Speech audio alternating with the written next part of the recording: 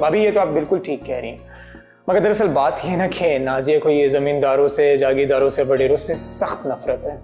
दरअसल भाभी उसकी आइडियोलॉजी ये है कि पाकिस्तान की ज़बू हाली के जिम्मेदार यही शाहाना लोग हैं। जब बाबा यूनिवर्सिटी आए थे ना, तो उसी दिन नाजिया ने उनके सामने बड़ी लंबी तकरीर झाड़ दी थी। भाभी मेरा दिलो दिमाग मेरे बस में कहाँ था। मुझे तो यही लगा कि नाजिया मुझसे छिन जाएगी। बस उस वक्त तक मुझे यही समझ आया और अभी तक तो मेरी प्लानिंग कामयाब है। बाकी अच्छा, तो ये सारा भेस और बदलाव उस महारानी को आराम करने के लिए है।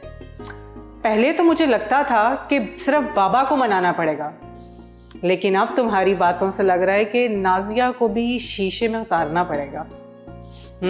तो ये हो गई दो तरफा लड़ाई। लेकिन इस चक्की के पाटों में पिसेगा कौन? मैं?